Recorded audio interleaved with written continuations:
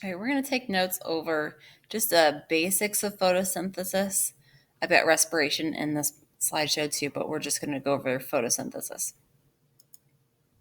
I'm going to skip this.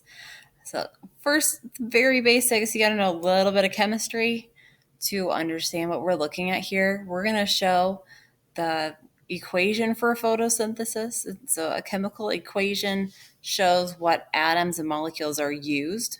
So they're kind of like your ingredients. If you're making cookies, your reactants are like the flour and the sugar and a little bit of salt, chocolate chips, butter. They're the ingredients. And then you mix them together. The arrow shows the reaction. Maybe this is like heating in the oven for cookies anyway. And then the products are what you make at the end, like your cookies. A chemical equation specifically is where you write out the atoms and the molecules, and then you have an arrow, and then you write out the formula for the products. And what you're showing is the chemical reaction. The process of this happening is a chemical reaction. Let's review a little bit. You should learn some of this in middle school. An atom is a single element all by itself, not bonded to anything else. The three examples that you need to know for this unit are carbon.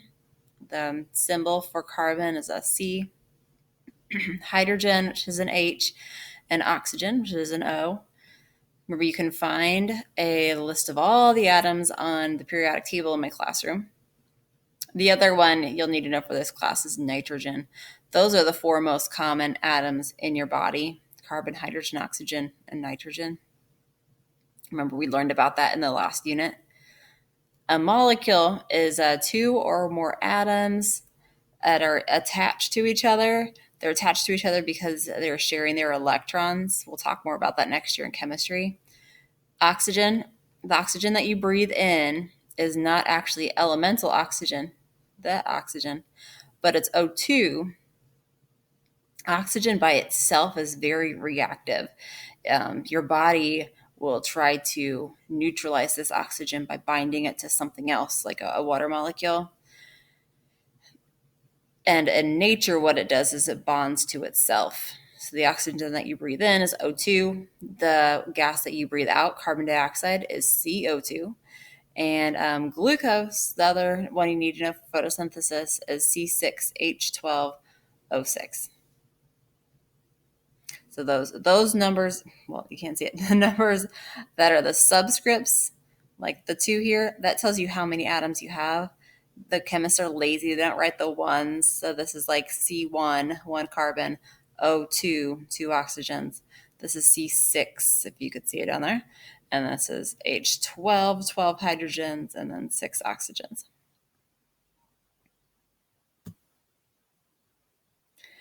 Here's the chemical equation. So remember, chemical equations show the atoms or molecules that are the reactants that I'm circling here, and then the ones that are the products. And then this arrow is the produces arrow, the yields produces.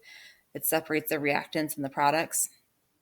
So here we've got these molecules. We've got 4 molecules in this reaction. We've got carbon dioxide, CO2. The little plus sign here separates the reactants. So you could read it as an and. Carbon dioxide and water, H2O, produce. And they put light here. They put light here because light is needed for the reaction, but it isn't a molecule. It doesn't have mass and take up space. So sometimes you will see it written here, but technically it goes up here on the arrow. And then the plant makes sugar, C6H12O6, and it makes oxygen. And I also put the picture version on here. So CO2, I've got this carbon dioxide where you've got carbon in the middle, and then 2 little red circles are the oxygens. And then the water molecule, here you've got an oxygen in the middle, and then the hydrogens, H2O. But remember, back in the macromolecules unit, we learned that carbohydrates are like a ring-shaped structure. So this one, we've got glucose, which is a carbohydrate. So you got this ring-shaped structure. They really simplified it. They left off a lot of these other atoms, but they've got the basics on there. And then O2 is just two oxygen atoms attached to each other. Now, if you were looking at this and a little confused before, you might have thought, like, how do you go from one carbon to suddenly having 6 carbon? And how do you go from having 2 hydrogens to having 12 hydrogens? We're not making more. The plant isn't producing atoms. So what really happens is you have to have 6 carbons because you need 6 carbons here to make 6 carbons there. You need 12 hydrogens on this side. 6 times 2 gives you 12 to get 12 on this side. All right, so that's called balancing the equation. We will do that a lot in the second half of chemistry next year. All right, so you have to have the same number of atoms of each type on either side of the arrow. So you can't make atoms or like have atoms disappear. You have to start and end with the same number and the same type of atoms. Another new word for you might be bond. I keep saying that these atoms are bonded together, like these 2 atoms are bonded together. These atoms are all bonded together. A bond is an attraction between atoms. In these molecules, it's specifically where the atoms are sharing their electrons between them. And bonds store energy. Remember, that's the point of photosynthesis. You're taking energy from light and you're using it to make a sugar molecule that has energy stored in it. So energy stored in bonds between carbon atoms of sugar and the other atoms and the oxygens and hydrogens. The other example we'll use in this unit is the ATP molecule. That is cellular energy, and it's cellular energy because it stores energy in the bonds between the P's. The P's are phosphate groups, and that phosphorus is an atom that has a lot of energy in its bond. There are 2 forms of ATP. There's ATP, which is the charged up adenosine triphosphate, has 3 phosphates. So since it has 3 phosphates, it has 3 bonds between those. It has 2 bonds between those phosphates, but it has more energy. And then the adenosine diphosphate has 2 phosphates, 1 less bond, so it doesn't have as much energy. This is like your charged up battery, like your charged up Chromebook, and this is your dying Chromebook. So your body is working all the time to charge ADP up and turn it into ATP. And then when you use energy, you rip off a phosphate, take the energy, and do whatever you're trying to do. And you end up turning it back into ADP. And then you have to charge it up again so you have energy to do something else.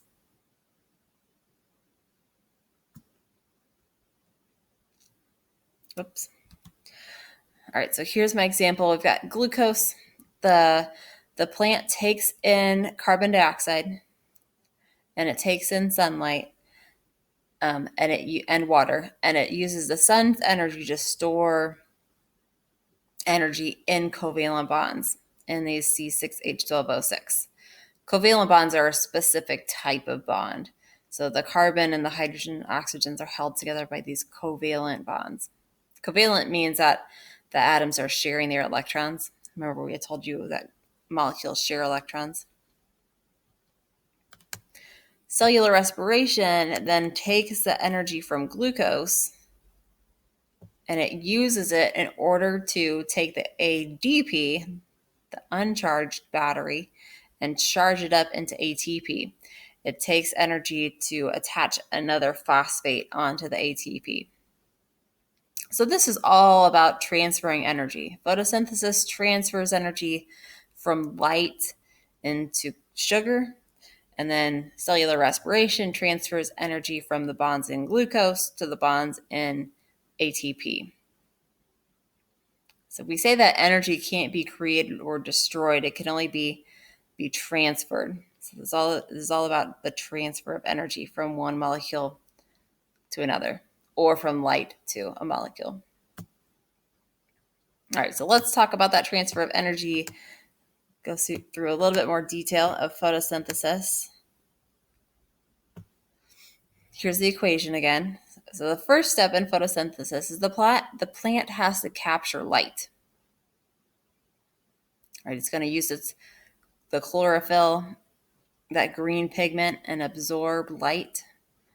And then the plant has to get these carbon molecules, these carbon CO2 molecules, so that it can make organic molecules, these sugar molecules. Photosynthesis actually first makes a 3-carbon sugar. We say that this is a 6-carbon sugar because there's a 6 down here. But it actually technically makes a 3-carbon sugar. And then plants can use that 3-carbon sugar to go ahead and make glucose by putting 2 of them together.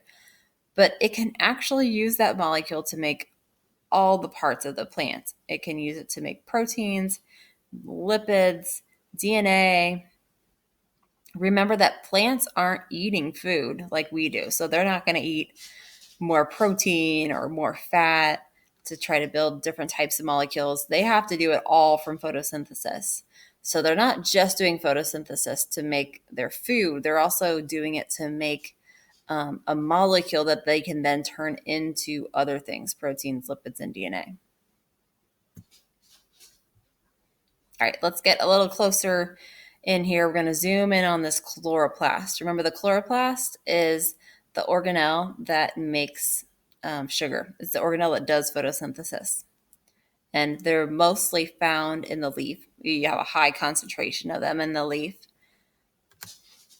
And then if we zoom in on the chloroplast, you'll see that there are 2 different regions of the chloroplast.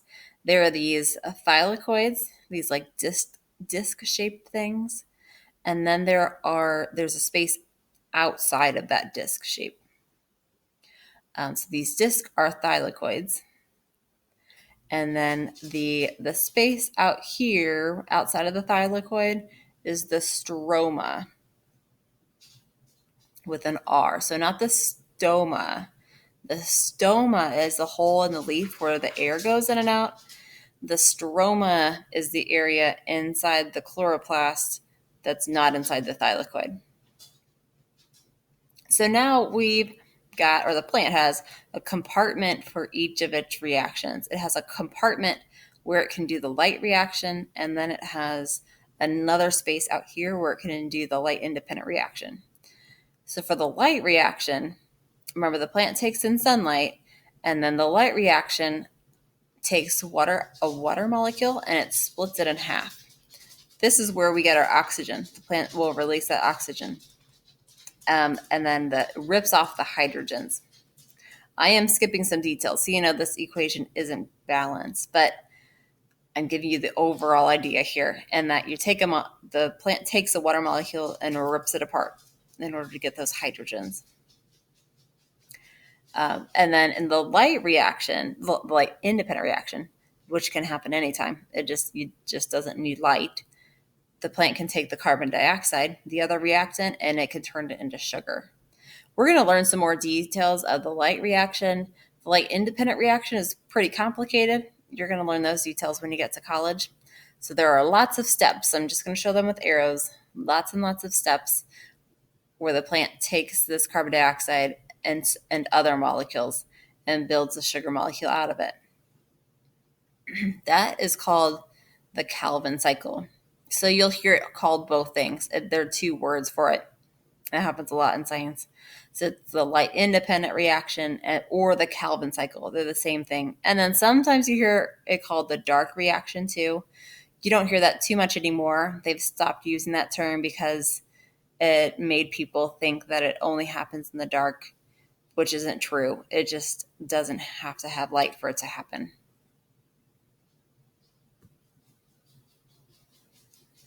All right, you can watch this photosynthesis song later if you want to get the equation really stuck in your head. All right, and we'll stop there.